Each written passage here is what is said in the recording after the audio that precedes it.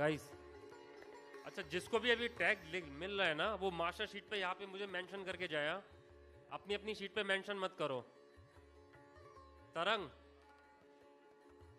Ashraf, volunteers,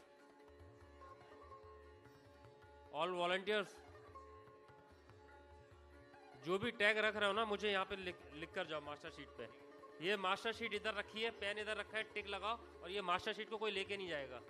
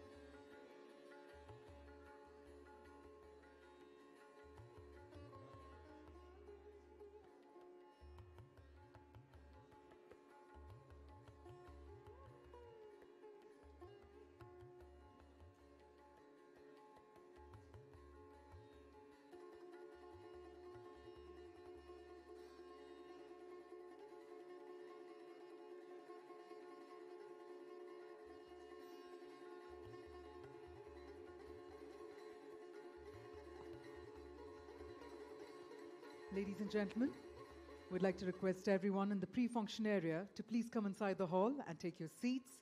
In a short while, the program is about to begin.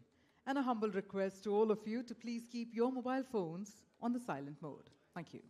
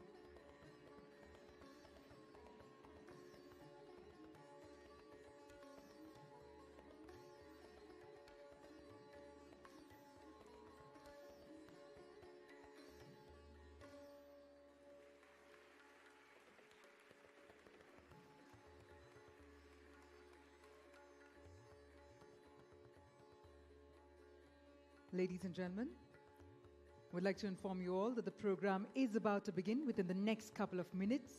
We'd like to request everyone in the pre-function area to please come inside the hall and take your seats. And once again, a humble request to please keep your mobile phones on the silent mode. Thank you.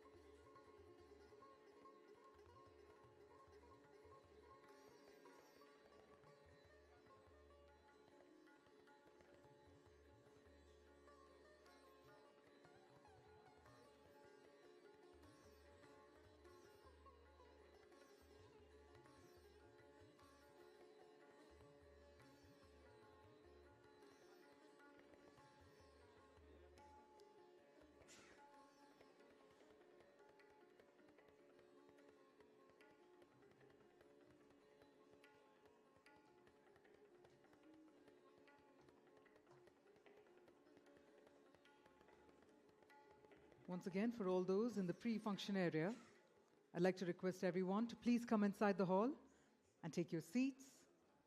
We're about to begin the program. Within the next couple of minutes, I request all our members of the audience, all the attendees, to please take your seats. Thank you.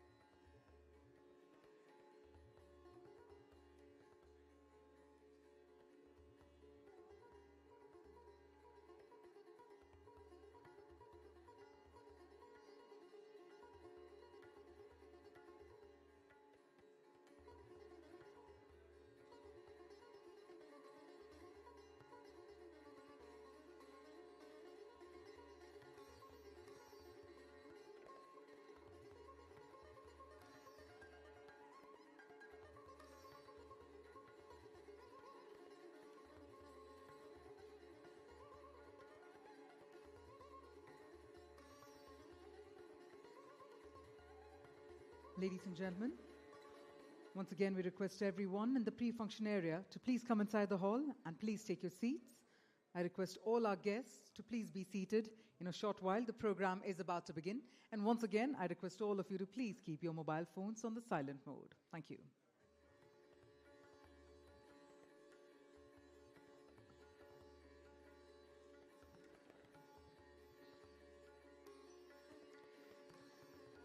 Namaste and good morning, ladies and gentlemen, and all our esteemed dignitaries to the Defence Innovation Event, Manthan. My name is Kavya R. Chavali, and I extend a warm welcome to all our attendees here. And I also extend a warm welcome to all of our dignitaries on the days on behalf of Innovations for Defence Excellence. First up, can we have a round of applause as well to welcome all our dignitaries?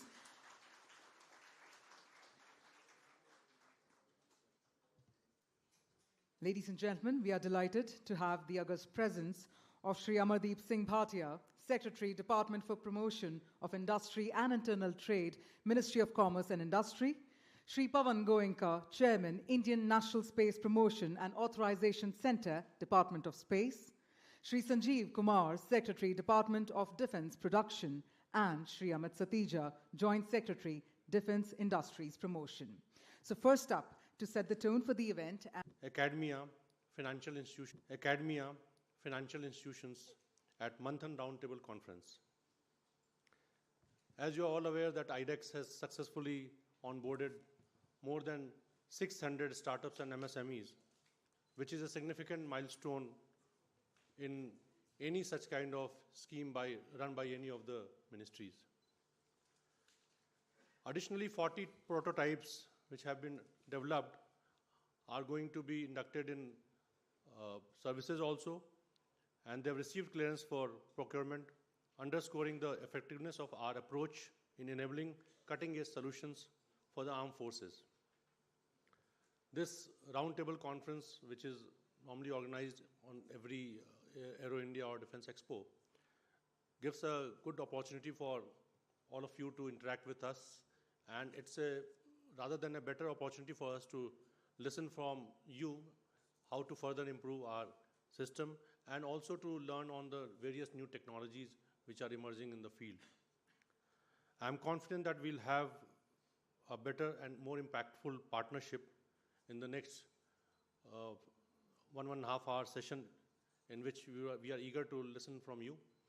And I extend my heartfelt congratulations to the IDEX team for their continued effort in driving this initiative forward.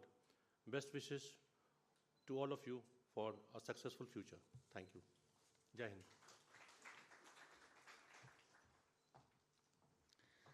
Thank you. Thank you very much, sir, for setting the tone for the event. And now, ladies and gentlemen, to deliver the plenary address, I please invite Shri Pavan Goenka, Chairman, Indian National Space Promotion and Authorization, Department of Space.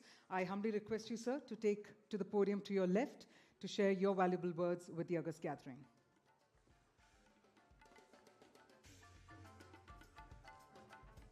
So if I may please request you to take to your podium left.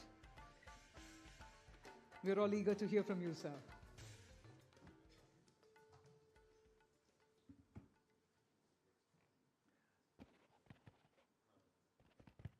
Sorry, I was just catching up with Secretary DPIIT, so. So Secretary Defense Production, Secretary DPIIT, Joint Secretary Defense Production, ladies and gentlemen, I'm very happy to be here in this program. I think it's called Manthan.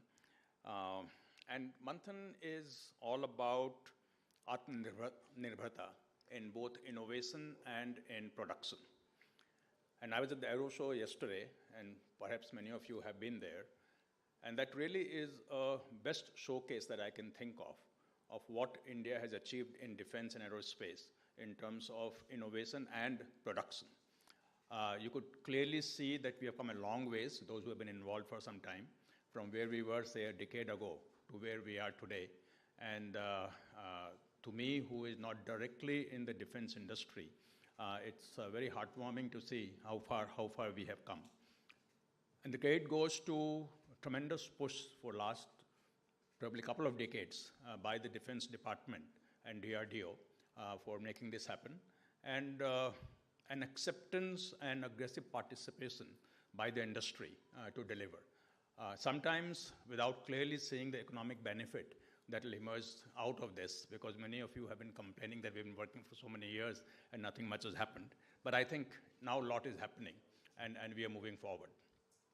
When it comes to space, the relationship between space and defense goes back forever in all countries which are spacefaring nations, like India is one of the few, 6 or 7. And today we have many satellites that have been launched specifically for defense use in communication, in navigation, in remote sensing. And the latest one that you would have probably heard about, the SBS series of Constellation that will be launched in the next 2, 3, 4 years, is perhaps the biggest space defense collaboration in India. And I think that will put India amongst the best in terms of how space technology is being used for surveillance in our country. The IDEX program that was initiated, I think, in 2018 or maybe even before that, is one of the most successful initiatives of any department in the government of India, I think, focusing on a given sector that has emerged. And the outcome of IDEX is very visible when you again look at the Aero Show to kind of see the kind of things that have come out of it. And I'm very happy that about 3 years ago, a defense space IDEX program was launched, from which some 75 different projects have emerged. And almost coming from in space, where our role is to promote space. First of all, I'm very happy to see how IDEX is also taking on space, and I'm somewhat envious on how successful that program is and how do we make a successful program like that in space, not just for defense, but for all the sectors where space comes in. And we are copying almost IDEX to see how we can create a space program in that. So today we have 3 very important or interesting panel discussion where we will talk about, again, technology, innovation, standards, and so on. And I'm here looking forward to hearing your views on that and see how the Space Department and in space can help in all the initiatives the Defense Department is taking and the industry participating in defense. So again, thank you very much for giving me this opportunity. I'm very delighted to be here and look forward to the interaction. Thank you. Thank you. Thank you very much, sir, for your illuminating thoughts. In fact, as you had mentioned the term Manthan as well, we're all eager and all set to stir up some very invigorating conversations here. But on that note, as we move ahead, now to share the special address with the August gathering, I now invite Shri Amardeep Singh Bhatia, Secretary, Department for Promotion and Industry and Internal Trade, Ministry of Commerce and Industry. Over to you, sir.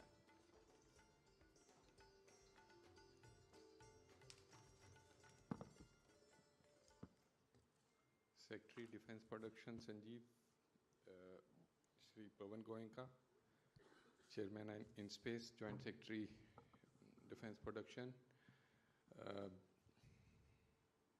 startups, investors, various institutions associated with startups present here today. It's indeed a pleasure coming here today to be part of this Manthan gathering. I have come here with a vested interest. Let me say upfront, I have not come here to say words of wisdom to you. All of you know about startup ecosystem and what is there, but still I'll say something.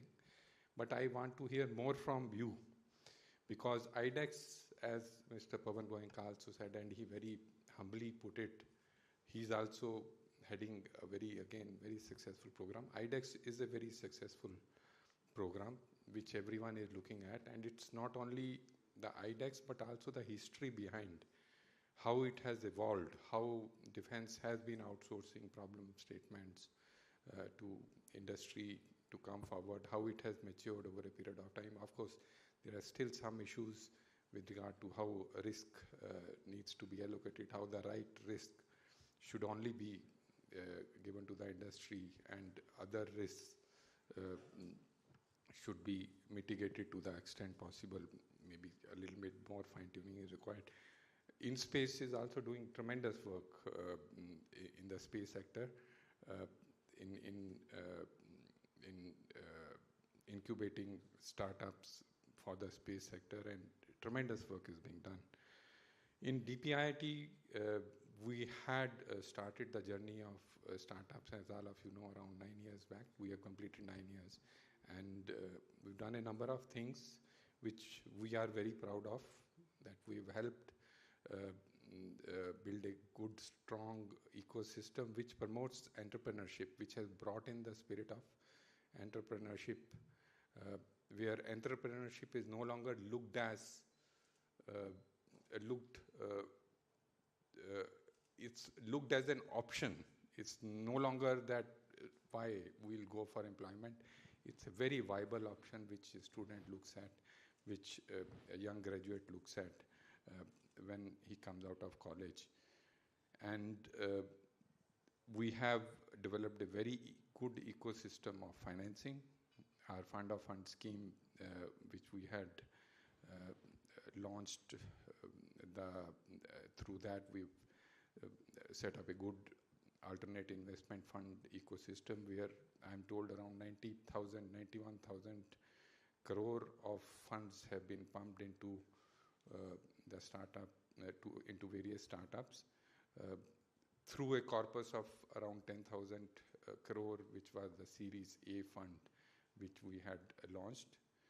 In fact, if you have all, most of you would have been following also in this budget also, there was an announcement of a Series B fund of around 10,000 crore, another series of fund scheme, which we are hoping to use in an expanded way to take this funding to the next level. Now, why I say to the next level? Because if you see in the civilian sector, not in the defense sector, civilian sector, most of our startups, they have focused on providing service.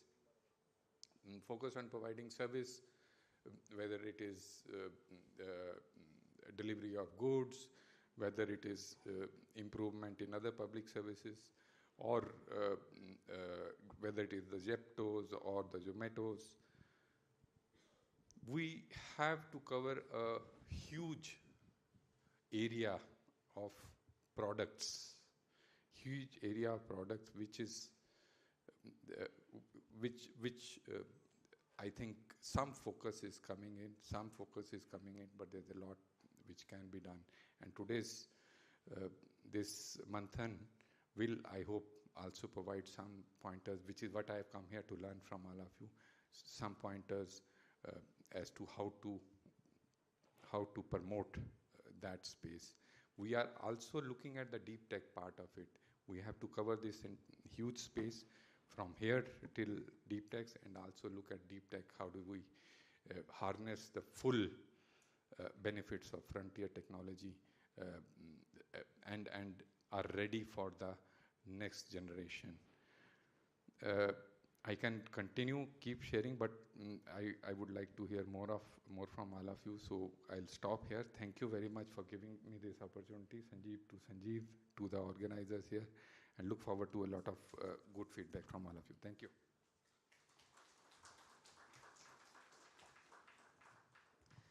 Thank you. Thank you very much indeed, sir, for sharing your valuable thoughts. And as we take that learner's mindset forward, ladies and gentlemen, I now invite Shri Sanjeev Kumar, Secretary, Department of Defence Production, to please deliver the keynote address.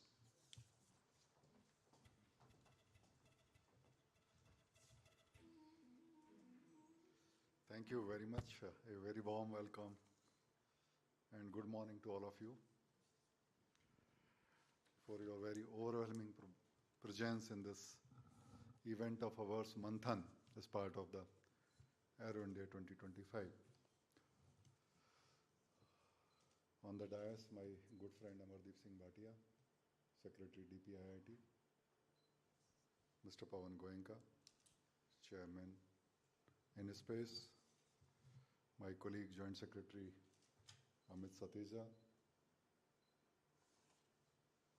I can see large number of luminaries in the participants, CMDs of many public sector companies. Also, Mr. Bhatia from Bharat Force, and There are many companies who are a startup. 80, I have been told 80 MSMEs and startups are there. The 10 representatives from academia, 5 industry bodies, and 20 incubators.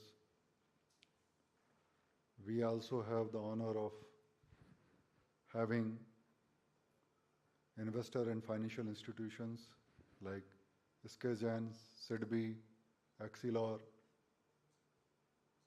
and also industry bodies including FICCI, Vadhwani Foundation, premier institutions like IITs, Indian Institute of Science, BITS Plani, etc. We are really, really indebted to all of you for being with us today and this morning. As has been told by my fellow speaker, both Amardeep Singh Bhatia and Mr. Pawan Goenka ji, our intention is to hear from you. And the objective is to how to take it forward. Yes, we all acknowledge that we have made a beginning. And that beginning seems very promising. But internally, whenever we discuss, we also understand the challenges, the problems which we are facing. Some of them, Mr. Bhatia spoke, unequal allocation of risk is one of the major issues which we are facing, and how to allocate the risk better so that many more startups, many more investors, many more companies can come in this sector. If we have to see the success of IDEX, then we can see that we have onboarded almost 500 companies, which we are developing now, mostly product. Since I am not 100% aware, that's why I'm saying mostly product, but should be maximum products, maybe some services. But the challenge remains that how many of them have got inducted into the armed force, and how many of them have got the repeat orders. So that's why internally in last 3-4 months I have been discussing with my team that now our focus should shift, or rather if I don't use the word shift, then I should say that our focus now should also equally be on inducting these technology,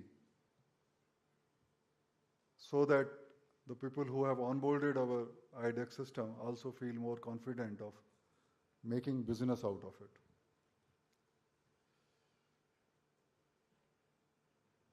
We would like to hear from you. Many times we have been told that there are some issues regarding getting enough finance, and whatever finance you get from ministry should also come timely. So in that direction we have taken a step. Yesterday Honorable RM unveiled our financial manual to handle IDEX, and we have reduced the number of steps very significantly, which you will come to know. We could see that we were using one fit for all method to evaluate a startup. Even a single person who start a company, we were trying to evaluate in the same manner in which we are evaluating the financial of big company or stabilized company. So we have reduced that to a very, very significant level.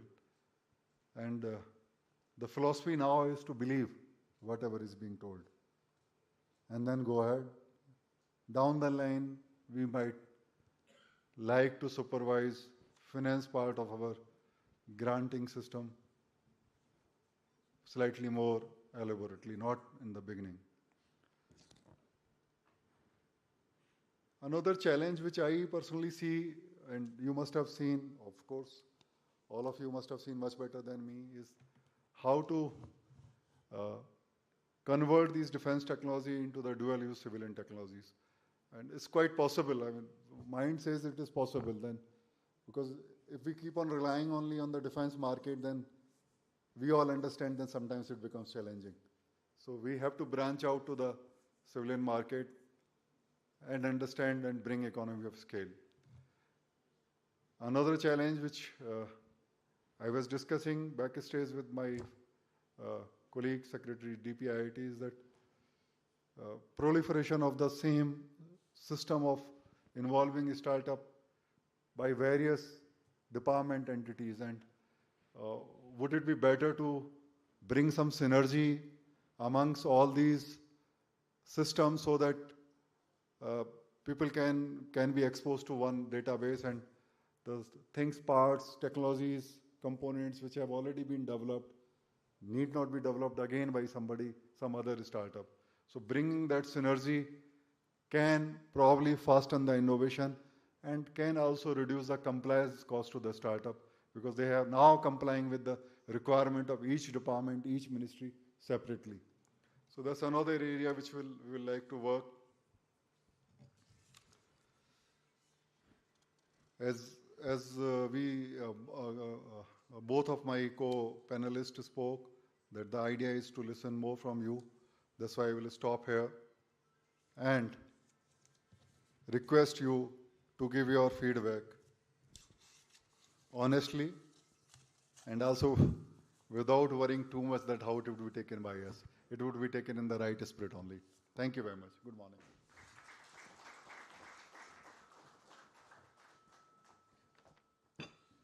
Thank you very much, sir, for sharing your thoughts and for also accentuating on the collaborative conversation that we are about to witness. Ladies and gentlemen, unlocking India's defense potential, IDEX is driving innovation and self-reliance. We, in fact, are about to now share a video that highlights IDEX impactful initiatives and success stories. So let's get to discover how IDEX is transforming India's defense ecosystem through collaboration, innovation, and technological advancement. Let's have the AV on the screen, please. IDEX is redefining the defense narrative since its launch in 2018 by the Honorable Prime Minister. IDEX has stood as the beacon of Atmanirbharta, empowering startups, MSMEs, and innovators to deliver next-gen defense solutions. IDEX bridges the gap between vision and innovation with an extensive network of 28 partner incubators nationwide, over 600 winners addressing 500+ challenges, and more than 2,000 crore rupees worth of procurements underway. IDEX is revolutionizing the defense innovation landscape by fostering development of advanced technologies and streamlining procurement processes. International collaborations are expanding India's global footprint through joint tech partnerships with other nations. Manthan, an initiative under Department of Defense Production, is a vibrant platform designed to ignite strategic partnerships, unlock opportunities, and foster collaborations by bringing together industry leaders, policymakers, defense experts, and technology pioneers to shape discussions on next-generation defense capabilities. As India advances towards Viksit Bharat at 2047, IDEX is driving India's journey to technological excellence and innovation in defense. IDEX, innovating for a secure tomorrow.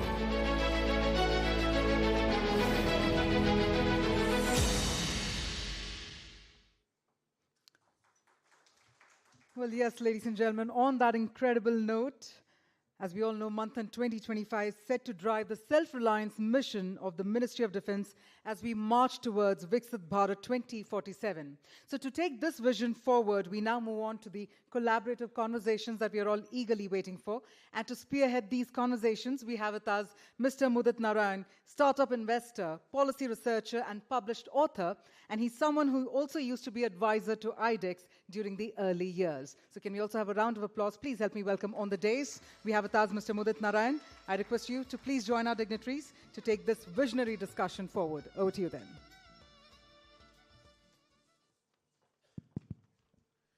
Thank you. Great to be here and great to hear those lovely words about IDEX. We started off with a very small team 7 years ago, and it's delightful to see where this team has reached. The room is full.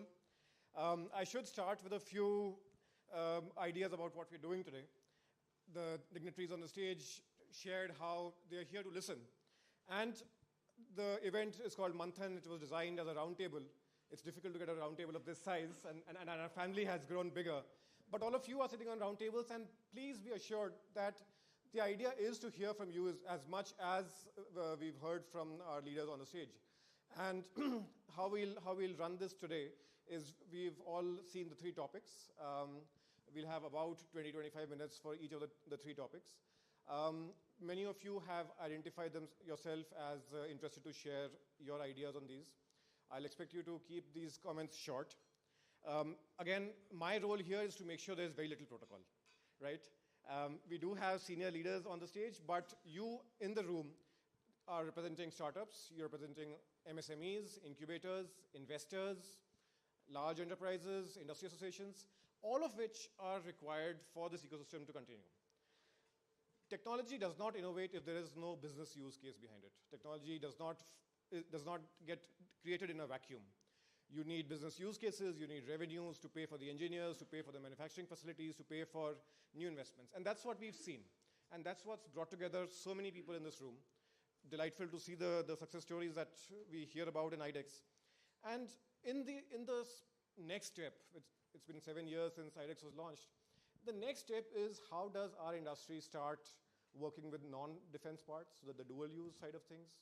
How do we get more of our startups, which are now hopefully enterprises, to become exporters? We heard stories in the morning before the event started of companies which started with IDEX in the first grant and now exporting to multiple countries. Delightful to hear that. But can that be the ecosystem? Can that become part of regular work? And those are some of the things that require standardization, they require trial and certification systems, all of which are topics which are of a daily essence. And our sense today is to bring out all the voices, and as Secretary Secretary Defense Production so kindly said, please feel free to share your opinions, and the harder they are, the better they are. And my job here is to not filter them, but to get them in an action item, to get them to get converted into actions that the IDEX team and the ecosystem can actually deliver on. So with that, and one more request, the IDEX team does engage. They'll always be open to hearing from you, but for today, keep your comments short. I have something like 10 people in each of these sessions who identified their interest to speak, and we have about 25 minutes each. So my request would be to keep it short and as action-oriented as possible, because all of these will be collated and compiled, and as you know, many of you would know, there's been a constant innovation and evolution on how IDEX is run. There used to be a very small group of people designing the processes. Now it's been a much bigger team. So there's constant evolution. They will hear from you in the longer term, but today, just keep your comments very short. With that, let me just read out the three topics that we'll be talking about. We'll be talking about accelerated adoption, something that Secretary identified as a priority area. Thank you, sir. Enabling integration of dual use, which is critical because so much innovation has happened in this space. How can it be taken to the hands of our citizens, our consumers? And then achieving global standards and in testing and certification. And global standards are critical for exports, and which is what is the idea of this decade for India. So with that, I don't want to hear my voice for too much. I'll move the topic on accelerated adoption. We have a variety of people. I should also say one more thing. Each of the tables has a mix of people from MSMEs, startups, investors, industry associations. So there is no hierarchy within the tables. We try to mix as many people, and I genuinely believe that the conversation that will happen at the table will probably be far more useful than what we take away from the session. So with that, I'll be inviting some people, but you can also within the 25-minute period, if we get more opinions, we'll be more than happy to take that. Let me start with my participant from Digantara. Can you identify yourself? Or if you're probably having a conversation outside, I'm more happier. Mr. Muralidharan from Tassel. Please, can you get the mic for him, please? Good morning. Thank you for giving me an opportunity to share. First and foremost is there should be a good collaboration between academia, startups, and industries. These three have to come together and have a synergy with the users. As you rightly said, the users' interest is important for us. But these three are not coming together. Each is today working independently. Now, talking about newer technologies, industries may not want to adopt new technologies from a TRL higher level TRL. They want somebody to make a prototype and induct it. So the best is the academia and the startups. They can develop these technologies and loan it to the big industries. This is not happening. This is happening elsewhere in the world. That's how they are successful. Second, when the industries look at these newer technologies developed by a startup or a academia, how do we integrate into our systems? Today we lack systems engineering, and we lack a lot of semiconductor chips available in India. So these two should also be focused. And many technologies are now flowing from civil to defense and not from defense to civil. So we should encourage startups in the civil sector, and dual use should be the other way around, not from defense to civil. Okay, so a few of my thoughts. I thought time is less, so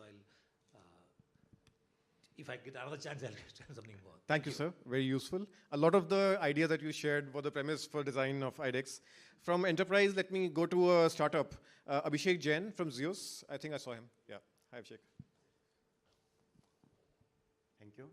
Sir, I have 5 brief points. So first one is, when we write about emerging technologies, we are not able to find out what is emerging. So what I used to do in IIT as an assignment is now being called AI. I mean, so sometimes we are not doing very good AI, or we are doing something substandard and we are calling it AI. So we'll have to have some expert committee or review mechanism, that's my suggestion, which knows what is AI and what is not. So that is one, sir. Second is, when I see the agenda, we talk about hypersonics, we talk about many other things. But when I studied the modern wars, and I had a project for doing that, the hero weapon systems that we saw were HIMARS, Excalibur, DPICM, and Iron Sting. And all of them are artillery, sir. And 80% of the casualties in Ukraine war were artillery. But we don't see artillery mentioned here, so I think we'll have to invest there, sir. That's my suggestion. Modern artillery. Then the third point is the choke point, sir. When we go to war, we may have lot of weapon systems, but to detonate them, we'll need detonators. And now the weapon systems are becoming smaller and smaller, so electronic and small detonators are not our forte yet. It is possible we'll have lot of weapons, but we'll not be able to fire them because there are no detonators. The suggestion is somebody should take up this technology development, sir. It's very important. The fourth point is testing and certification, sir. We need to segregate testing and certification. In testing, sir, what has happened is now we have been stuck in that preliminary design review, then critical design review, that approach, which is a very linear approach, whereas the SpaceX approach is fail fast, fail more, and do it. So I think we should go out of that, lot of simulations, lot of PDR, lot of CDR. We should make the prototypes fast. We are going to get stuck in milestone 2 and 3 in IDEX projects also, because we'll be doing that and not doing the prototype. And the last point is, sir, the policies that we have made are actually very good now, sir. I think it's time that we need to defocus from making new policies. I have studied policies of even developed countries because of the project that I was doing, sir. And our policies are now better than what the developed countries have. I think the only thing lacking is that we take more time to do things, sir, and implement the policy that is existing. I request that we only focus in this year of reform for shortening time, and whatever we have made as a policy, we implement them, sir. Thank you very much. Thank you, Abhishek. To the point, and the applause acknowledges that. Let me now call upon an entrepreneur who went from an IIT campus to a listed company, and a success story of the highest order. Ankit from IdeaForge. If you can get the mic to him. Hi, sir. Very good afternoon, and thanks for creating this forum so that we can share our ideas and views. I have 3-4 points that I thought will be very important, sir. I think what is very critical is for our forces and for our industry to very, very clearly articulate what is needed for our forces. I think I see that a lot of discussion that I have is all about aping what the adversary has. And I'm not sure if we'll win any war by merely aping what the adversary has. So I think this conversation of parity has to move beyond parity to countering anything that they have. So focusing on that will be very critical, in my opinion. It is very clear to me, sir, from whatever I have done as a study over the last few years of both deploying this technology in our own country, it being on active service on our borders, as well as understanding what is happening globally in the wars, that we need to build resilient systems, they need to be able to operate in the throes of war, which means that all of our systems that we build, we need to know that they need to be resilient to electronic warfare. We need to ensure that the systems that are getting built are uncompromised. And when I say uncompromised, they have to be uncompromised in terms of performance as well. They need to be better performing than our adversary. We cannot merely, every time we want to procure, dumb down what we are trying to get in order to make sure that we have a wider participation. I think defense as a department has to lead by ensuring that we have something far better than our adversary. We cannot otherwise win a war, for sure. I think we have to change that mindset when we procure stuff.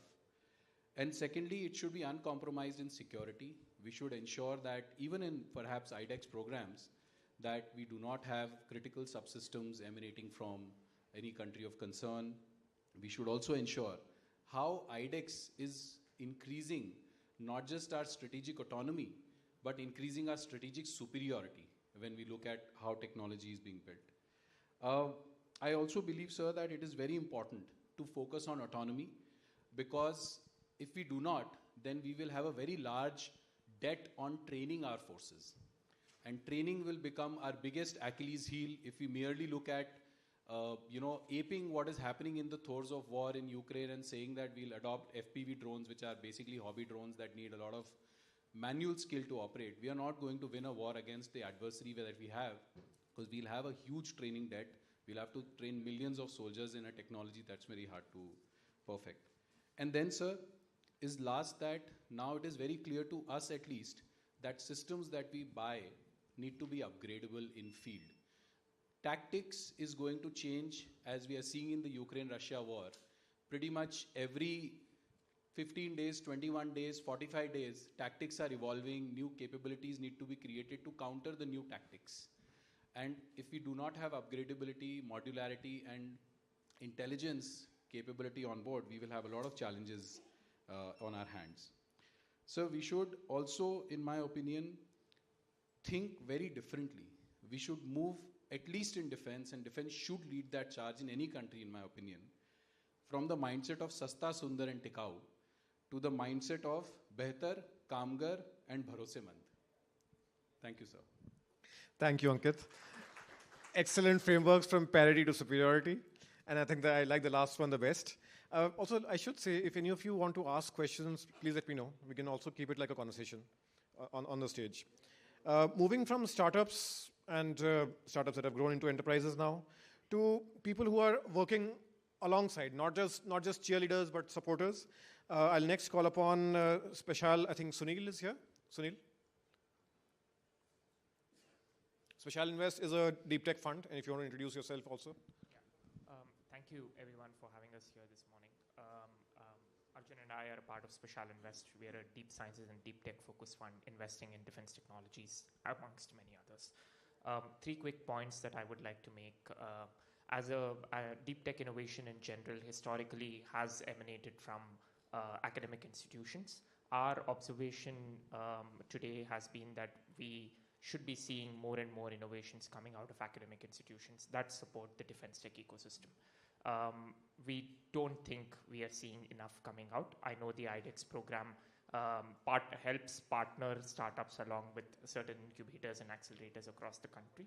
But encouraging more and more innovations coming out of academia, streamlining them into defense is one way to perhaps take this forward. The second is once these innovations do come out, a quick way to verify whether this actually makes sense in the defense use cases or not is to have certain sandboxes that can be set up for testing of these technologies. Anything that can fast track the validation process for these innovations will go a long way in giving both the startups clarity on whether they are tackling the right problem or the problem requires a lot of attention. And it also gives confidence to investors on the other side, giving validation that this technology stack has a use case in defense that enables faster and easier funding opportunities with a lot more conviction and confidence amongst the investors as well. The third part I will possibly borrow something from what Ankit mentioned earlier, is the focus on autonomous systems. And I will borrow something from what I heard from Zeus Matrix as well, that we need to focus on building innovations quickly and failing faster. So systems that are smaller, that are quicker to build, that are autonomous in nature, take a lot of precedence going forward. This is what we've observed in global defense innovations as well. I think India is taking the right steps in that direction, but a lot more can be done to accelerate that as well. Thank you so much. Thank you, Sunil. I think I see a hand which is like a response. Okay, let's get the mic. Let's get it. I will, sir. I think at this point I'll also invite maybe academic representatives. I have two names, but I saw sir raise his hand, so let me give him a chance, and then I'll come to the academic representatives. And sir, if you can keep our remarks to within 2 minutes. Can we get the mic up front?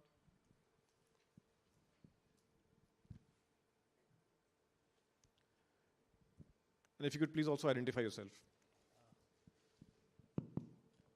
I am Gurudatta Ray. I am CMD Jantra India Limited, a new DPSU. Respected dignitaries on the dais, I will try to speak 3 issues related to accelerated adoption. Rightly told by the initial speakers that Make in India is basically innovation and manufacturing both. In these aspects, I would tell that we should strongly go for concept of metal banks. Because while manufacturing and discussing with many MSMEs and new startups, we could find that country lacks in many of the strategic materials, rather the advanced materials. And we do not have any structured advanced material data sheet also. So because of that, if we are asked to make some alloys, some strategic materials for defense and aerospace, we do not have any data bank or data sheet per se which can tell that which companies are making which advanced material. And third and the most important thing is that our country does not have large material deposits with respect to many of the ores. So the concept of stockpiling is a thing which you should, few people should invest upon. Like a common metal that is copper, that still copper extract is being imported. And we used to heavily depend upon the import of the copper, liquid copper extracts for the copper things, and these two things we wanted to tell. Thank you. Thank you, sir. So we now have had representation from DPSUs, from startups, and from investors. Let me bring in Dr. Dinesh Singh from AICTE. Could you, sir? That's Good morning, everyone. Myself, Dr. Dinesh Singh, Director at All India Council for Technical Education. As you are all aware, ICT is the regulator and enabler for all the engineering institutions in our country. So in the ICT, we are committed and devoted to bridge the gap between the academia and industry. So we are running nearly 100 institutions are running UG courses in aeronautics and aerospace engineering. MTech in defense technology, nearly 25 institutions are running over the country. And in the degree programs, we are just going to launch this minor degree program in defense technology because it is very hard to start the program in the degree program. So we are starting with the minor degree program with having 18 to 20 credits. Again, we have launched this one minor degree program in space technology with the collaboration of InSpace. Pawan sir is also here with us. So we have launched this one also. We have also the 150 idea labs where any students or faculties from the institutions can develop their idea, can evaluate and applicable to them. And these are the 24/7 labs, and IICT is totally funding all these labs. Nearly 50 lakhs rupees has been given to nearly 150 institutions for this purpose. And we have also a MIC innovation cells. We have 8 innovation centers across India where any faculty member, any institution can go there, can have their innovative ideas, can develop there, and can go for the startup or go for the entrepreneurship programs also there. We have organized nearly every year, we organize international and national hackathons. Singapore hackathons was there. UNESCO Indo-African hackathon we have organized. So in this case, we are Sir, developing the innovation. If I may request you to wrap up and talk about action items that you can suggest. Yes. Again, we are we are supporting the Kapila scheme. Kapila scheme is for the Kalam program for IP literation and innovation ideas. So for this, we are funding every institution nearly 5.6 lakhs over there, and the 47 institutions we are also funding the drone labs. Nearly best 47 institutions has been selected for the establishment of drone labs. We are funding them the 50 lakhs rupees.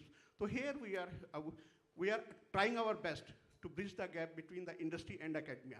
Here all the dignitaries from the industries peoples are also there, startups are also there. So I request all of them to come to AICT, have an MOU with us or MOU with us, so that we can give the best engineers to the industry. If the engineers will not come to you, then definitely the purpose will not be met out. Thank you, sir. Thank you. So if I can summarize, I think there's a lot of intent from AICT on making its institutes, its regulatory institutes, engage with industry and academia and get the bridges built. So please reach out. I think there's a fair number of universities which have shown interest and have worked as partner incubators as well. Thank you, sir. Since we're just down to the last few minutes for this topic, let me bring in somebody who has tried working on the industry-academia collaboration, Vish from Forge.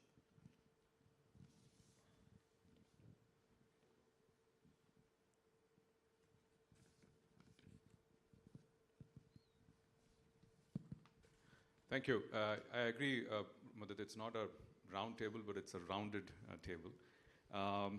Two things. I think what we've accomplished through IDEX is we've gotten India's brightest, most ingenious innovators, most ambitious entrepreneurs to look at defense first, right? I think the number is somewhere between 1,000 to 1,500 startups who are what I call defense first, DEF first startups. So we've created a path to procurement. We've put a value chain that goes from developing and translating science into tech, into products, and into systems integration, into military industrial production, into procurement. Now we're talking about adoption, accelerating the adoption of emerging and futuristic technologies. But it's important to understand the way innovation works in this industrial value chain is something that we have to keep in mind. Now, the demands of industrial production and the demands of military procurement would always work against nascent and emerging and futuristic technologies. It would also always work in favor of mainstream, mature technologies. So this is something that we need to keep in mind. So the decoupling of production and procurement from technology development and translation of technologies into capabilities will have to be given more center stage. Now, how is this done in the industrial world? There are several industrial sectors where we're seeing large industrial majors engage with startups as partners, as innovation partners, as technology partners across the life cycle of these startups. So they create value with startups and they capture value through startups at the technology stage, at the product stage, at the sort of go-to-market business growth, and ultimately the growth stage. So this corporate innovation, corporate venturing model, which is very successful, right? It works as grand challenges, technology accelerators, corporate venture capital programs, corporate venture studios. All of these programs have to be made part of the IDEX ecosystem. And how we go about it, my suggestion, we have to bring the DPSUs and the private industrial majors to implement these corporate innovation and corporate venture development, corporate venturing programs. And IDEX should have mini IDEXs running in these DPSUs. Now, IDEX, the framework is proven. We have over 600 projects, so we have the SOPs laid out. So it will be fantastic to see defense production move into defense innovation as well. So the DPSUs can run these IDEX, smaller IDEX departments, and we can work collectively to strengthen those capabilities. NADP Nagpur can be leveraged to bring those techno-managerial capabilities that are important to manage innovation, to manage product development. So I would leave it at that, Mudit. Thank you. Thank you, Vish. I think nothing there's no evidence better than seeing more propagation, and many IDEXs would make a family of IDEXs. Thank you. Very actionable item. I think we've heard from a variety of stakeholders. We'll probably keep a little bit of time for those who haven't had a chance to speak. Let me now move on to the next topic, where we'll have a lot more depth, because this is an area where India still has a long way to go, which is on the integration of dual-use technologies between defense and civil sectors. Many of you have shared some ideas, but this is some place where I would say we are still at the incipient stages of identifying the routes, identifying what needs to be done, and then getting it done. Let me start with Mr. Ankit from Vadhwani Foundation. They've been on the entrepreneurship side. Ankit, if you could identify yourself and please requesting everybody to keep your remarks to 2 minutes. We have a timer, and I'll Hi everyone, good morning. This is Ankit. I'm from Vadhwani Foundation. We're a global not-for-profit, a philanthropic initiative. One of our program where we run largest support program for early stage startups, and many of them are in the defense and security as well. One of the area that I wanted to comment on the previous topic as well as linking this is a lot of these startups that we support, we see very few in the defense security, primarily because there's a lack of understanding whether this innovation will translate into commercialization. That's something I think Special Invest guy also spoke about. And my suggestion to this is like create a massive training, mass capacity building program to help innovators understand. And of course, this will involve DPSUs, this will involve ministries as well, to whether this innovation is going to be commercialization either in the ministry or in the corporate sector. And they also need to understand the business side of it, whether this can create a business angle, which will fast track the entire investment process as well. So that's my one action line, where we need to work all 28 incubators, more IDEXs, mini IDEXs that Vish talked about, create a large-scale capacity building on the ground level, students, early innovators, startups, and MSMEs as well, to understand whether the technology will make successful commercialization. So that's something I have to. Thank you. Very sharp, precise point that early on the incubators need to help companies make a civilian use as well. By the way, I should recognize that when the partner incubators were identified, one of their mandates was to make sure that the businesses had a commercial orientation as well. We weren't sure of the 2,000 crore procurements. That was not on the horizon at all. That's been a pleasant outcome. But we wanted that the companies should have a commercial orientation so that they're able to sustain themselves. And that, I think, is now coming back, but I think we need a lot more. Let me bring in Mr. Madan Gopal P. from Meti Startup.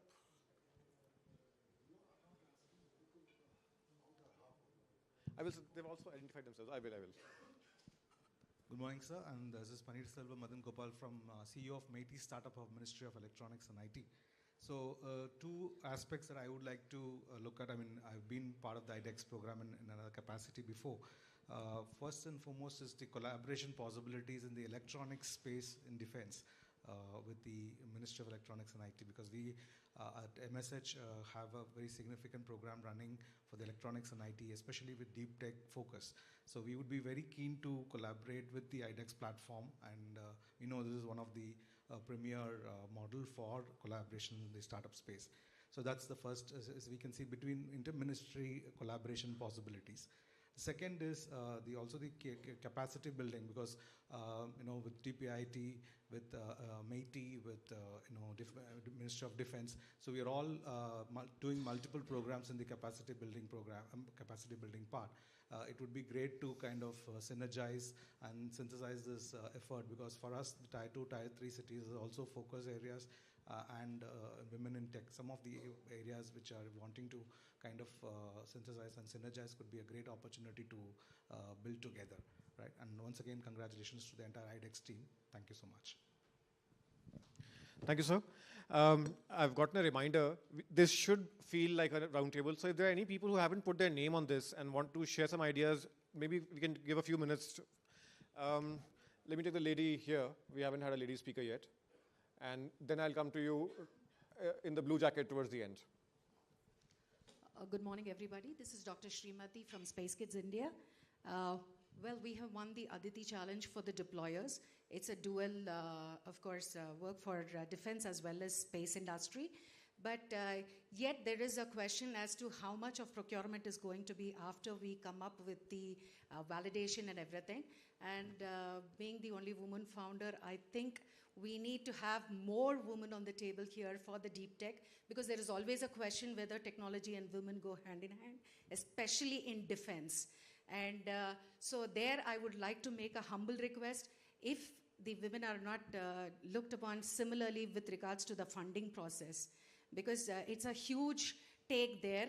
When we invest about 4 to 5 crores, I think it's a big question mark whether we get back the money or not. So there are a lot of questions whether people are going to support us and all that. So maybe I would humbly request that maybe for a few years, if there are any women winners, you have to give some waiver, some leeway, some percentages. Thank you. Thank you. Thank you. Sharp, precise action point. Let me go towards the rear. I have a hand right at the end. We'll give the mic to you. Please identify yourself and keep your comments short. Hello, sir. This is Tanvi from Digantara. So I would say the first sort of a suggestion I had on IDEX is something along the lines where, let's say an Aditi project is coming out, let's say about 50 crores. Can we also have sort of, if everything goes well, if the product is built as per the requirement of the end user, a pledge of perhaps 100 crores or 150 crores of contracts that is pledged while the challenge is being released. This sort of gives a different motivation for a company to build the product, and also the rest of the 50 to 75% money that we have to put in. It gives a very huge leeway to raise funds from institutional funds to raise money and build the technology in a very accelerated manner. Second suggestion would be a suggestion to sort of create a health monitoring system for the entire IDEX value chain. Right from when idea is created, it's announced, applications are submitted, HPS is created, declaration of winners, signing of contract, completion of product, and production order. What is the timeline at each of these, between each of these milestones, and is this timeline reducing? I think that is a key monitoring parameters is something that we have to get. If something gets measured, I think it will improve. I'm not sure if this is something that is existing, and is it something actually working. Perhaps a discussion next time if we have some sort of a work done before Manthan, wherein startup these issues are identified, and issues where there are huge timelines, they are sort of selectively picked up and discussed. I think that will be much more impactful. Third would be, I mean, everyone likes to hear that every technology in IDEX is dual use, but reality is it's not. Few technologies are inherently, the business cases exist only in government and nothing else. So there are some challenges like that, there are some problem statements like that. So institutional funders or VC money is not, it's difficult, it's a hard sell for them to fund the matching contribution in problems which are government only, and there are no real use case. So in those kind of situation, having a pledged amount becomes much more important than mainstream challenges. So these would be my 3 suggestions, sir. Thank you. Very precise points on the health monitor. Could not agree with you more. I think we'll take this action item. What was his third point? That not. Do you want to repeat the third point? He says that government only thinks the IDEX is winning or something. No, I think I came out in the wrong point. Please elaborate on what that. What I meant is there are certain challenges in which are not dual use. These are only government use only. Right? There is no market that is existing in the private ecosystem, in the commercial ecosystem, where we can utilize the IP that is created and make money in the commercial sector. There are good amount of problem statements where market exists only with governments. So those kind of challenges have to be called out and perhaps handled in a slightly different way than problem statements that have a commercial and defense potential both. How would you a priori decide that whether it has got civilian use or not? I don't think we are competent. At least my side of people are not competent to decide. But give a suggestion on this whenever you have more time to think over it. So right now I think one sort of challenge is out on space weather. it's an Aditi challenge. I would just take an example of that. I myself have been on the If I can request this comment, if you can email it to the team, we'll be sure to take it to the Works, leadership. Thank you. A lot more hands have now come up. Let me see, there's one in the middle, just the beginning, further behind him. And also allows CMDHL to respond, and he should also respond to that legitimate, very nice question that defense IDEX, defense PSU IDEX. So what he is doing in HL. Will do, sir. Good afternoon. Anup Anand from Altair Infrasector. Just a simple point. Innovation needs capital. Capital needs certainty. Innovation, therefore, needs certainty. Thank you. I think this deserves a round of applause for the conciseness of the idea. Thank you. Can I invite CMDHL? A quick point in response to the person who said that we need to have a dedicated fund and that dual use is not there. If you look at some of the technologies which have been promoted by Unitex in US, where Pentagon collaborated with Silicon Valley, the underwater submarine drone first started off as a military one, and the military did not buy large numbers. But today, the same company, I forget the company's name, but they're a multi-billion-dollar company, and they're doing in commercial. That is, they have towed arrays, doing sea studies, weather patterns, and so on. So I think it's too premature to say whether a technology which starts for defense will not have commercial uses. I think that's a very broad statement that I don't agree. Just to take on the other point, that funds for in the IDEX for either DPSUs, HAL and BEL, Bharat Electronics, are partners in promoting the DIU. So the funds are available, and we're definitely willing to go forward and put in more funds. Let me add, CMD Saab, with your consent, presumed consent, if not explicit consent, that this is a very good point, that selling directly to the armed force is a difficult proposition. So defense PSUs, which are very big, start with, afterwards private big industries also are in the defense sector, has to nurture these IDEX winners and have to provide a long-term commitment and pathway to get integrated in the supply chain, and definite pathway. I understand you would have challenge on your procurement policy, but those procurement policy need to be amended. Then probably we will have much more startup coming into the supply chain of the big platform makers, including defense PSU. The gentleman who raised this question want to probably elaborate. The point is that the innovation in the futuristic technologies, emerging futuristic technologies, always happens at the component level, at the subsystem level, right? So that's precisely the point. And we don't have to, we understand that, and we have been discussing with our defense PSU. We'll take it forward, certainly. One more additional point. We talked about the dual use. What is even more important is multi-use. Multi-use within the services. You take ASR radars, you take sensors, the amount of proliferation of end applications for each of these core product technologies is humongous. So let's also give even more importance to multi-use, and multi-use is absolutely DPSU territory. Multi-use at the component level. Thank you. At the component level. Can I invite the gentleman at the front? And another point, just I take this opportunity to, another point is very good, that linear testing, linear regime of testing also need to undergo a change, because it's becoming too cumbersome, too time taken, and costly also. So we have to work on that too. Sir, the discussion became so interesting and the points were coming up so well. I have just two points which I'll highlight. If you take a cycle of so-called the development, there is a ideation, there is a product development, then product development is refinement, after refinement is industrialization, and then it is absorption by the stake user. Now take a look, for ideation and the first part, a certain amount of capital has come in. But when you have to move from that product development to the refined product, which is actually the need, you need capital. By that time, you have already finished the money which had come to you. And that's the place where we need some more funding to come in so that these people are able to convert.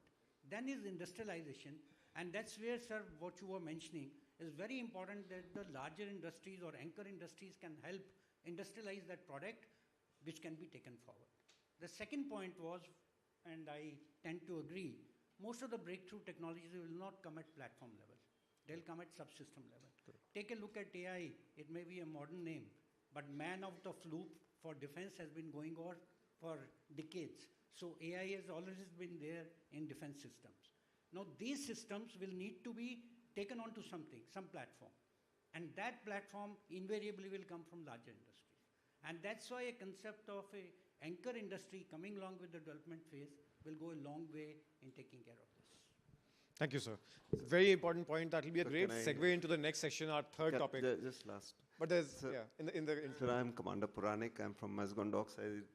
Regarding DPSUs taking up IDEX, I think GRSC has not spoken. We have started this, sir, in the last board meeting. We have approved a Mazgon Dock innovation program, which is similar to IDEX, and 1 crore per program. उम्मीद ये है कि आप नए programme मत launch करो, नहीं iDEX sir, को ही तो adopt हमारे करो। नहीं उनका ये प्रॉब्लम तो ये सारे बेचारे हर इनका प्रॉब्लम डिपार्टमेंट का, हर कंपनी का स्टार्टअप प्रोग्राम को ही अटेंड करते हुए पूरा साल गुजार देंगे। नहीं sir, that program will be driven by us.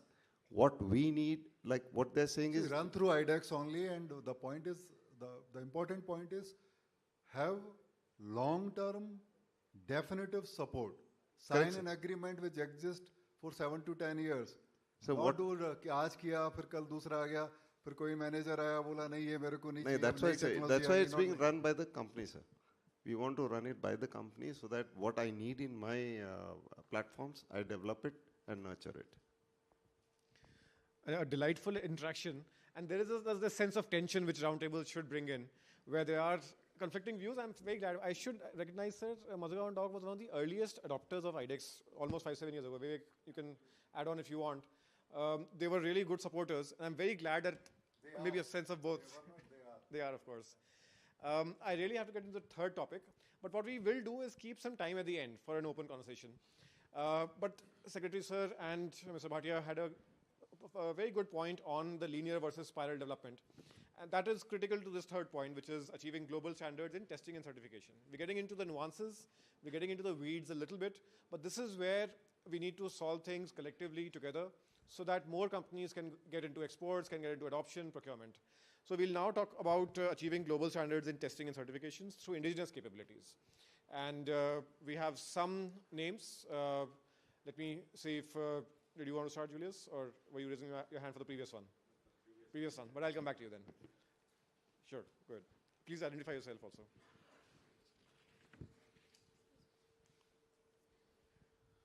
I'm Nikunj Parashar, founder Sagar Defense Engineering. We are here today only due to IDEX. To put across, we have raised over $60 million due to IDEX. I have my investors also sitting here. We have 5 IDEX projects, 3 we have completed with signed contracts across. 2 points, sir, especially across is we are platform builders. And when we say platform builders, we are actually competitors to MDL, GRSC, HSL. That's where we compete for. MDL was our starting supporter in terms of autonomous underwater vehicle for IDEX. But biggest challenge in maritime is, sir, and for a small example I would like to say is if you take pen and paper and write a name here, it's very easy. But if you take the same pen and paper, go in a swimming pool, go right at the bottom and try to write it. The most simple problem becomes complex and very expensive to solve. We do not have a seaboard testing facility at all. This is the biggest challenge when you're looking at maritime. With 7,600 plus line of a coastline, we do not have testing facility at all. So imagine a startup building a platform. How does he go about it? So you have to come up with innovative business case where your customer has to support you. We have been lucky to get a fleet, go out at sea with a fleet. So we need to have 2 testing facilities, sites on the western and as well as on the eastern side. Second point with respect to, again, maritime, sir, and here I will include aviation. Our DAP still doesn't have a policy. So in platforms when we take, we add a lot of sensors. For one sensor, I can go to II, ELTA, anybody else, and then I can have 3 to 4 resellers who can come with different costs. But moment I take a drone, and for example, I am an OEM of a drone across, And if I go and participate in the same contract with 3 different resellers, I really bring down the competition. This is a bigger challenge in terms of policy level. So a policy level in terms of competition has to come up where the resellers who are participating cannot come from the same OEM when that platform is being used independently. So these are 2 problem statements which we have been facing across in terms of test facility, and second in terms, especially on the aviation side, in terms of platform, where larger players, they bid along with 3 different resellers, and they have a higher advantages. And DAP does not have for it, though Competition Council of India has it. But you imagine smaller startups which are participating cannot go to CCI and fight across it. That's all, sir. Thank you. Very important, crucial points. Since he's picked up the topic of maritime testing, let me see if there's another comment on this topic. If anybody wants to talk about maritime before I move on. Gentleman here. Right there, yeah. So please introduce yourself, and if you're on the maritime topic then. Hi, I'm Narsingh Rao. I'm from Binford, and we are working with 2 IDEX projects on counter-UAS solutions and one for the Navy for shipboard autonomous systems. My thing actually adds to my friend from Sagar, where we have this issue of aerial testing, right? So there are, we are left to our own devices, and sometimes we are probably testing it, in IIT Hyderabad somewhere where it is open and there's nobody to ask us questions. But really, it would be very nice if we had, especially for things like kinetic hard kill systems. We haven't even got to the point in our development cycle where we are talking about explosives. That chain itself, again, is a very complex one, where we have no support from the people who are actually experts in the processes of procure, handle, test, and use the ranges for the explosive munitions on small UAVs. So Thank you. Something that very specific point. Thank you. I don't know, do we have anybody from DGQA or DGAQA? Do we want to bring in any other conversations? Would you like to share something, sir?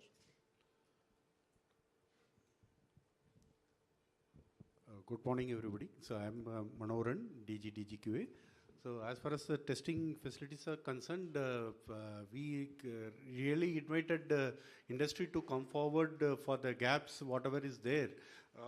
I request Sagar and so you can bring up the requirements to us. So we will analyze, because we are already, as far as the explosives and ammunitions are concerned, we have almost most of the test facilities available.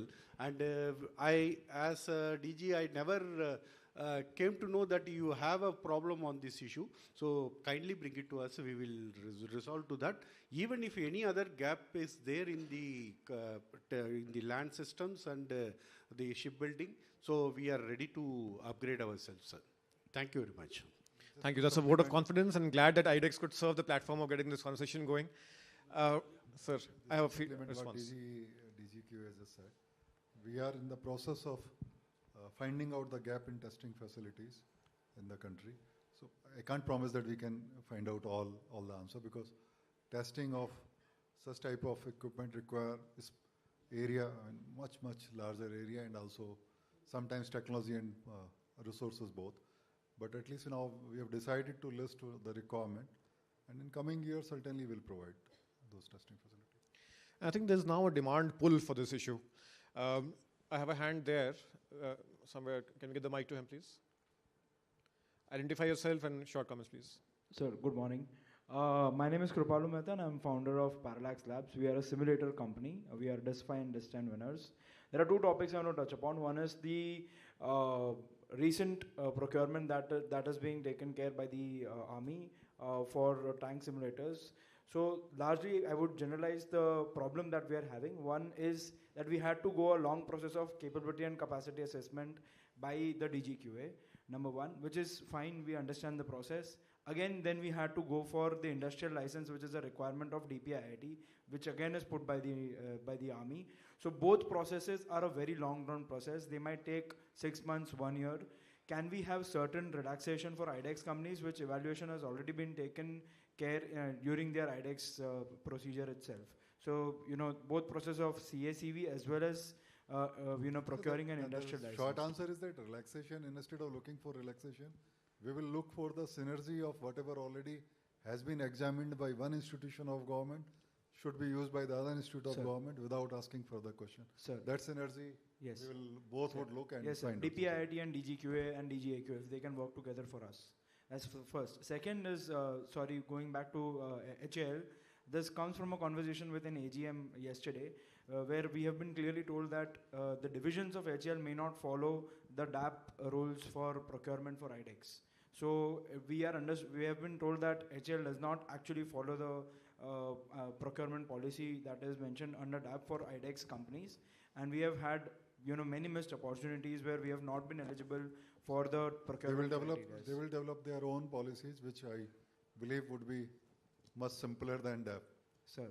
Correct. They Yeah, should we should clarify. Defense acquisition procedures are for the defense. Yes, sir. And the DPSUs will have their own procedures. So that expectation, So I'm not sure is. Anything that can be done for IDEX, in those open tenders would be a big relaxation, because actual procurement, like you said, by selling to tri-services might be difficult compared to selling to DPSUs.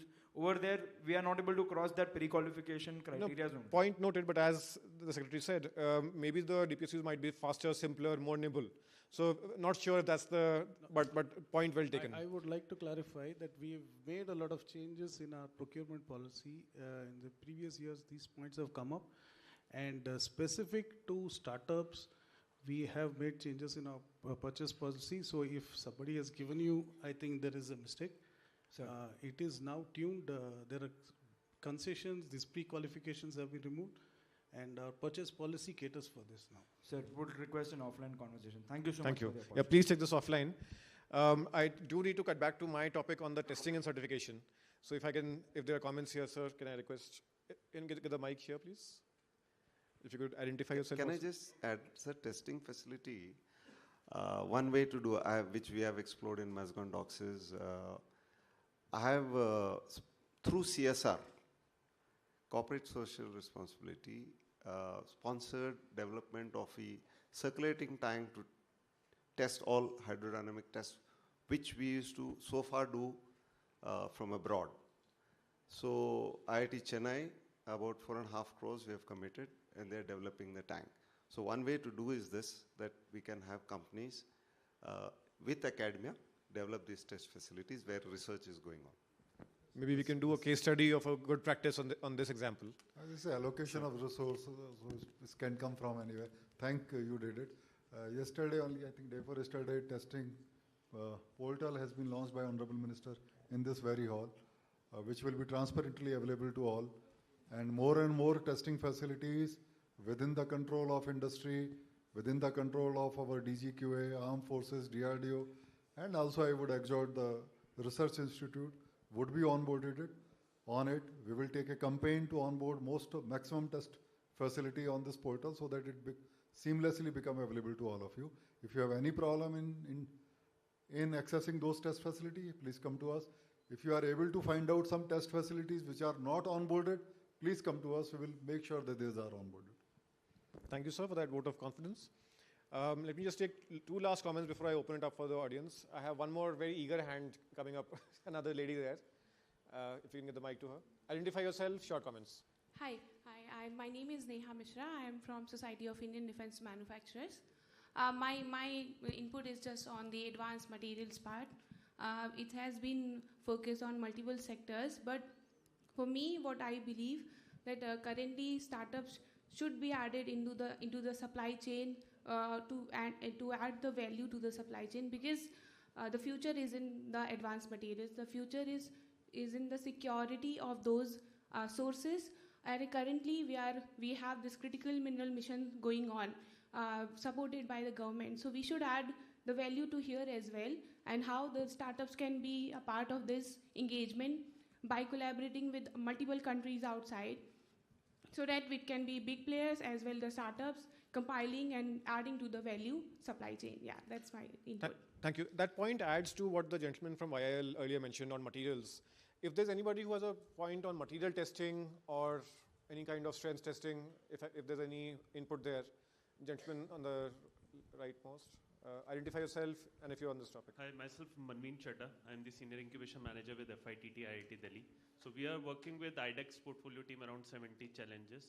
My take on certification and on the topic that you're talking, not only on the material side. So see, there are a lot of labs which exist not only in IITs, but maybe ISRO, HAL, BL, they have a lot of testing labs. I think we should have a combined list readily available, which already exist. And still some of our startups, when they reach at milestone 3, 4, where they have to go for the testing certifications. And it's not only about just ISO certified or just, I would say you need a safety check, you need a cyber security testing, you need a material testing. So lot of such testings are required at a particular for a single challenge, and startups are not aware about it. Even as a partner incubator, we have some idea because we have experienced a lot of such challenges in the past, and we all accordingly guide them. But if there is a specific list, because already as IDEX had now a round of experience, around 600 such projects, so they know that, okay, these will be the challenges that required, and this will be the certifications or the regulations needed. I think if that is ready, it's easy for startups to start working on it when they reach at the initial milestone 3, so that by the end of milestone 4, 5, there should not be much delay, and they can easily cross that within a timeline, which is a strict need of an hour, where we have to complete the project in a timeline manner. And in terms of material testing, if you're saying, so like IITs also had a good lab in IIT Delhi, but there is a time slot. Maybe the startup will get chance after 1.5 months. So they can't wait for so long. If that kind of a priority can be there with the help of IDEX and Ministry of Defense, I think it will be easy for them to access at a very faster stage. Thank you. I think that's a very solid recommendation. There was an Office of PSA initiative called iSTEM. I don't know if many of you have taken advantage of that, which allowed access to labs. I think we are short of time. 2 more points, sir, if I can. Yeah, please identify yourself. And Hari Kumar from BEL. On this point, many of the DPSUs have put out their test facilities on offer to like BEL has 189 test facilities across the country on offer to startups. Only problem is there is availability. So what ministry has come up with is now a scheme called DTIS, Defense Testing and Infrastructure Scheme, which many of the DPSUs are supporting. So across both the UP and Tamil Nadu corridors, we have test facilities coming up for electro-optics, EW, communications, then UAVs, materials too. So this is something that we should not only just look at testing, their certification also we should, so that these labs can certify and the startups can really take off to even not only Indian defense, to abroad too. So that way we could expand thank you. Thank you, sir. I think I have now time for only 2 or 3 more comments, and I'll try and limit it to startups also. Sir, if I can. Please, Arun. Good morning, sirs. Anil Anand from Altair Infrasec. Regarding the testing facilities, I think we need to look ahead and say that when we are exporting, what are the standards that the global customers are going to follow? Will they accept Indian standards? Will they expect and accept NATO standards? What will they accept? And we should be building towards that. Those are the facilities, and that is what the Bureau of Indian Standards needs to be working at and looking to consolidate a combined, perhaps, mix and match. This work is already going on. JS, PNC is part of that committee with BIS, and they're working on that. It's a very difficult question to answer on behalf of purchaser, that what type of a standard they are looking for. So we want to align our standard with the NATO standards, because most of the export probably initially would take place in that direction. So we are trying to do that. Our testing facility then start testing in that direction. A working group is already working on this. Certainly we'll see partial success initially, then probably better success in future. Very glad to hear that, sir. Maybe what I can do is ask, we have companies which have exported in the last few years. If any of you have experience of getting tested for NATO standards or other standards, the JS Penta 5 or something, share that experience. Anybody who can share experience of having gone through international certification? Ankit, maybe I'll take one more. Ankit. So I think typically the way to look at testing is that there are many standards that are available. There are certain Millgate standards. There are certain standards around IP that are IEC standards, and then there is JSS Penta 5. So usually what we have seen is that most contracts come with a mix of those standards because certain standards don't exist in, let's say JSS Penta 5 does not have all the standards. So certain standards we have to take from Millgrade, certain standards we have to take from this. We could perhaps create a parity between JSS Penta 5 standard equivalent to Millgrade standard, and that kind of mapping could help create a dual certification. Once you clear one standard, you're sort of clear on other standards as well. So there could be that exercise. Can I ask you to double click on that a little bit? What was the experience? How did you do it? How did you do it? Maybe if you go So typically there are many labs in the country who are NABL accredited to run specific tests. And what we do is we go and leverage those facilities by paying them the charge for their testing facility, and we get that. So yes, I mean, you won't find everything at one place. It is a lot of expense because sometimes if your equipment is very large, you have to transport it from one location to another because the labs are in some other place. But we do have a lot of, I would say, also unutilized testing infrastructure in the country. There are certain very specific tests that probably it's very hard to find. Let's say somebody wants to do a snow test. So there are some testing facilities which will be hard to find. Maybe we can identify those extra blocks, but there is a reasonable spread of testing facilities in the country. And let me just intervene one could here. go and do. Basically, testing facilities which are available, let me again say, in available with the DRDO, DPSU, DGQA, DGAQA have been onboarded on the portal which has been launched day 4 yesterday. We are saying that their capacity, their booking, their unutilized capacity, all would be seamlessly available now on the portal. So, as he said, that sometimes test facility is available, but people are not aware. That problem is taken care of. More and more labs would be onboarded. That's what I requested, that if you are aware that certain labs are capable of testing it, outside even defense control, please bring to our notice. We'll work with them to onboard them. Third thing I said that gaps in the testing facilities, DGQA has already has been tasked to identify those gaps so that we can start building those test facilities, and request all of you to notify the gaps which you see in the test facility. Fourth, that all test facilities should come under one roof, because the bigger platform to move from one place, let's say South India to North India, from winter testing to the summer testing becomes a lot of a job and costly. We are working on a proposal which has already been submitted. Hopefully it will see the day of the light, of creating a national integrated test facility which can test for all weather, all type of temperature, etc., etc. We are building on that. Hopefully it would come in 3-4 years.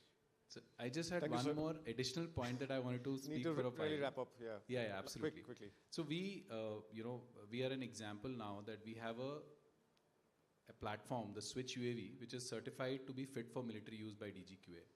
Now, how do we, as a country, take such prestigious qualifications and make it a global product?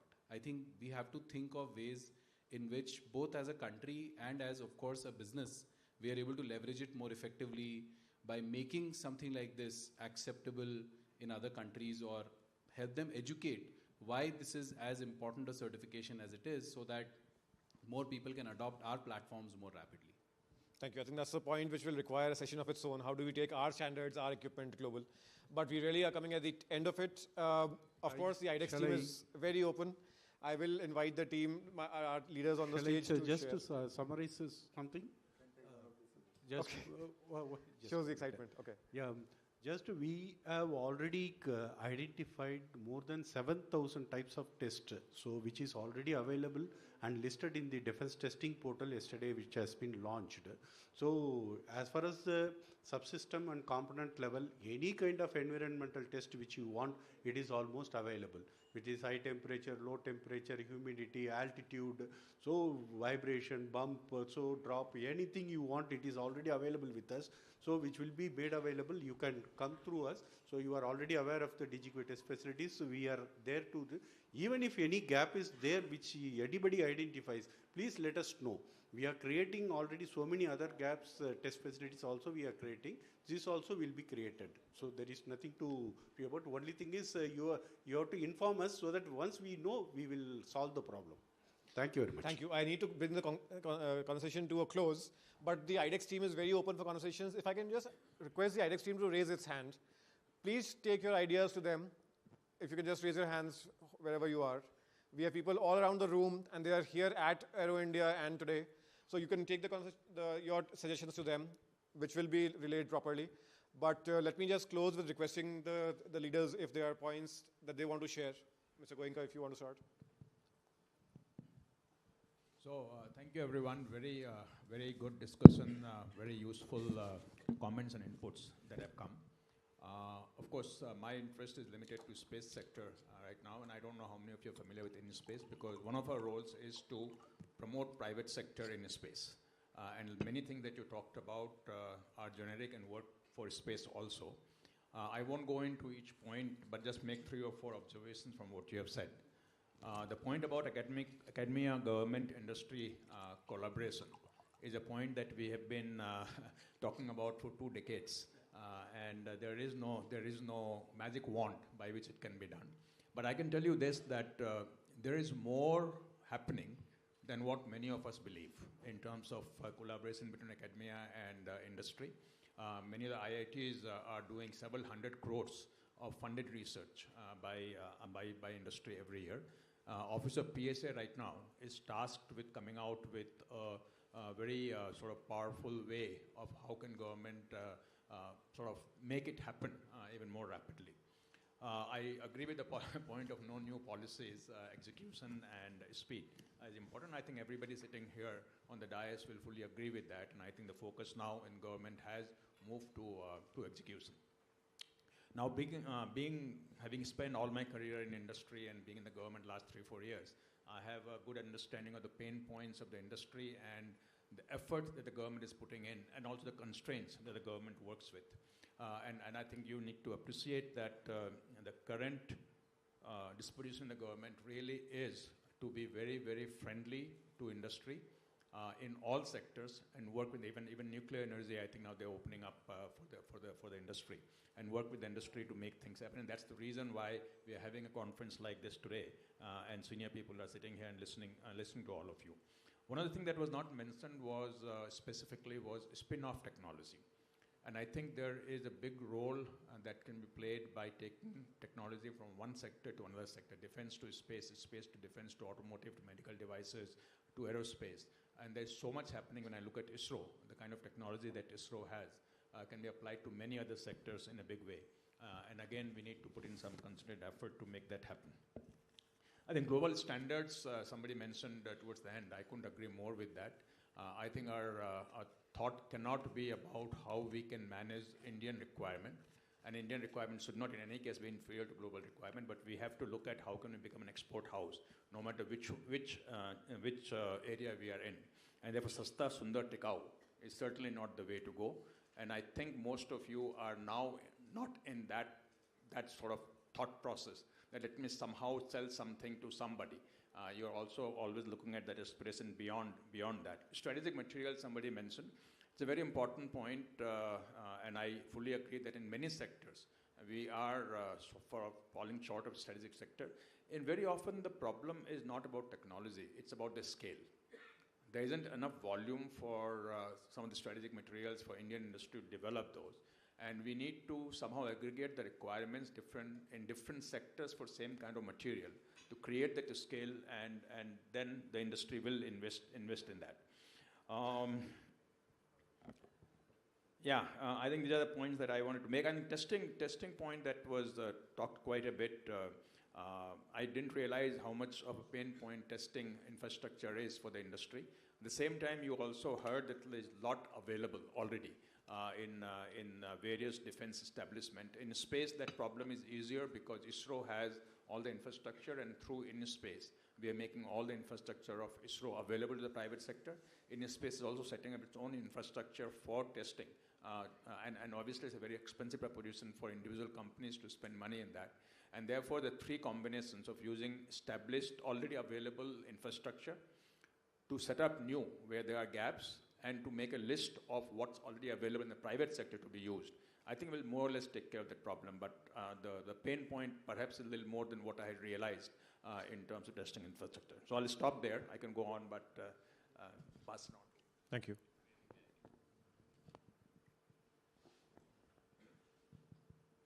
Yeah, a couple of points from my side also. So one of the things which was pointed out was with regard to industry and startup collaboration, that we need to deepen that. And there are some inherent challenges there. So we have been pushing this, especially the last 6 months that I've been there in this department. We have been entering MOUs with industries and asking with specific companies and pushing them to outsource problem statements to the startups, and maybe that's a good starting point. But we have a grand challenge, running grand challenge, which during this 10th year we are running throughout the year, and we are hopeful that at least 75 to 100 problem statements they'll be able to give, and some good problem statements are coming up, through which we hope that this will deepen this collaboration. But yes, there are some good ideas which have come up, which we'll also try to take on board and see what can be done. The second thing which Sanjeev also mentioned was the convergence part of it. How do we converge the various initiatives which have been taken up?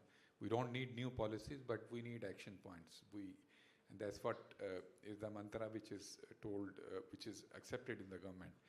We have the cross-cutting initiatives which are taken by DPIIT, which run across this sector. Then sector-specific are taken by the various departments. I think we need to activate to ensure that we converge together. This huge facility of pooling the testing facilities on one portal and making it available, giving the visibility to everyone of the availability as well as the manner in which it can be used is a great step taken by Sanjeev and his team. And I'm very sure that more and more labs will come on board, and we'll also, I think, maybe sit together and see how this can also be extended beyond the defense sector, because this is something which should be available to other than defense startups also. One thing, I don't know whether it's an issue or not, but if accreditation, NABL accreditation of labs is an issue, I think maybe later on also, if any streamlining or any improvement, any suggestions are there which are required to be done, you can please pass it on to us so that we can also take it up through QCI that accreditation can be taken care of. We have a number of suggestions, number of other suggestions which have come up, which are all noted and very good inputs. Already it has been discussed about industrial licensing. How do we reduce the time for IDEX startups and as well as others? We'll immediately take steps on it. And if any other inputs are also there for DPIIT, you're most welcome to reach out and let us know. We'll continue to build, like Mr. Goenka said, that academia, industry, startup collaboration, how do we deepen it? It's a continuing challenge. Some good work has happened in these hubs which are there, but we need to deepen it further. We'll continue to do that. I'll also like to mention before I close about materials.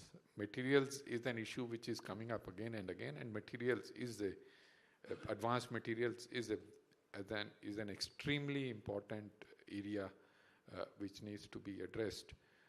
And I think we'll have to look at the entire thing, the skills available, the amount, the technology also, the resources, the financing for that part, as well as the demand part of it. The entire thing has to be looked at. Maybe part of the manufacturing mission, this also can be one of the areas which is a very critical area. We can see how this can be looked at. Very interesting session. Thank you very much for giving me this opportunity once again, Sanjeev and his team. Thank you. I just want to add one more point. This didn't come up too much in what you guys talked about, but Sanjeev ji had alluded to it in his opening remarks about repeat orders. And I think one of the biggest problem in both the space industry and defense industry that comes up is that orders come in bunches and then there's no visibility for future order. I don't know what the solution is because that's the nature of the beast, so to say. But that's the problem. So industry cannot really invest in infrastructure for production. And I don't know if defense has given some thought to it, and if you can talk a little bit about it. In the space, we still don't know how we can create that sort of continuity of order. I think that will be a point of conversation and discussion for several years. So, I think. Thank you very much. I'm really thankful to all of you for being present and giving very nice suggestions. Suggestions, in fact, cover the entire gamut of the things, and wonderful suggestions have come. I'm also thankful to Mr. Pawan Goenka and Amardeep Singh Bhatia to take time out from their extremely busy schedule and to interact with you. We have noted all the suggestions. Certainly we'll work on them. This issue of academia and a startup ecosystem teaming up together, working together, as Mr. Pawan Goenka said, it's not something which we are hearing today, which we have been hearing since the days we were in the institute, we were in the studying. And it's not that nothing has been done, but it's also equally true that not much is visible to the people who are not part of the system. What we have decided internally in the Ministry of Defense a couple of months back, that's why we invited academic institution today here. So we'll work with 3, 4, 5 academic institutions and understand what further can be done, because they also have their own issues. We also have our issues, you also have our issues. So we'll concentrate on that. If we can make... But at the same time, if Indian Institute of Science was not here in Bangalore, things wouldn't have come up. So it's their catalyst. If not collaborator in each project, certainly they are catalyst. Thus we need to agree with that. But it's good. Dil mange more. We want more and more, so it's still good. Dual use, we have worked. So when I said dual use, I never mean that from military to the civil. Earlier, that was the time that from military to civil. Now, I can see a reverse trend. Civilian technologies are much more advanced in certain fields than military technology. And I also like the spin-off that the dual use does not mean military and civil binary. It also means that between the services across the platform. And from there, we can draw that when the innovation are happening at the component level, then this issue of orders coming in patches would also be taken care of if the major platform integrator identifies those components which can be used across the platform, because platforms order either of the 3 services coming regularly. So that's why the role of DPSU and major integrator come, and they have to create their procurement policy, which not only encourage a startup but nurture and also give a path of further investment, further purchasing, selling, taking over of that startup, whatever way we want to go, but that path of procurement and integrating in the value chain has to be provided by DPSUs and major industry platform in the defense sector. And that's like the case of detonator. Electronic detonator is the need, and India is not producing those quality of electronic detonators. And these are useful across the platform. So if somebody innovate them, then the integrator like MIL or integrator like BL can certainly provide continuous orders so that the startup can start investing. So there's a solution available, not for all the issues, but some of the issues the solution are available. I like this idea of not having linear approach in testing. We'll work with our forces and find out what can be done in this regard. We also have to understand that they have been working in this manner from their day of creation. So they are also agreeing that let's say in the time of war, we all forget the linear approach of testing. So we go, whatever is available, test it in the field and then come back and say, this is good, this is not good. So some sort of amalgamation of these 2 testing approach can be developed for IDEX. I also agree that milestones should be measured in terms of how much time we are taking between different milestones. That we have already started doing. And next time, when we meet you in whichever forum, me or JS or anybody from the IDEX, would give you this report that on an average, how much time we are taking from one milestone to another milestone, and also the extreme cases where we have taken much more time, and would also explain the reason and understand what better we can do in that regard. I also, must appreciate this idea of autonomous weapon, and though this is a very simple thought, but it occurred to my mind that if the weapons are not autonomous, then the load of training become humongous. And a spread out army to test all of them probably is unthinkable. So we also need to imbibe in our mind that new systems should be autonomous, and also they should be able to be upgradable in the field. Because pulling out the systems from the field, bringing it to the factory and then upgrading them is a huge task.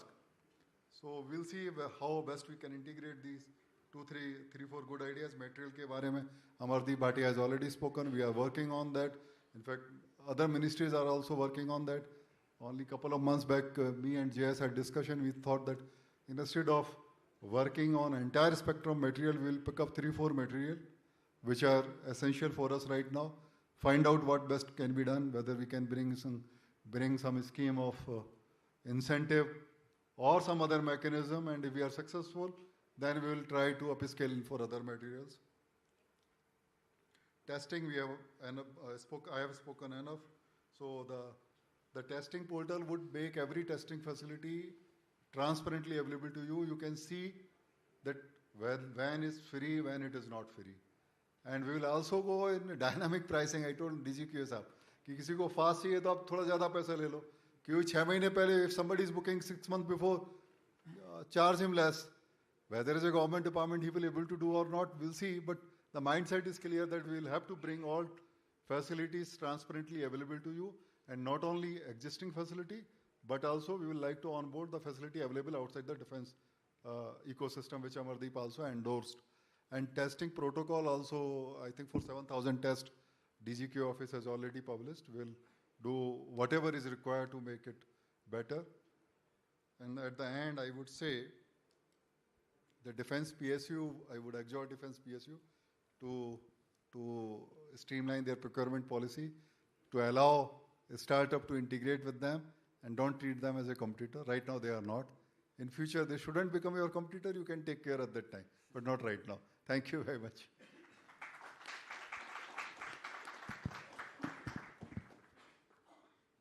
I'll just take a few seconds to conclude the session, sir. First of all, I'm very thankful to all the distinguished members on the dais for sparing their time, and you must appreciate that spending 1.5-2 hours in such difficult occasion in which Aero India is going on. There are so many invitations to each one of them.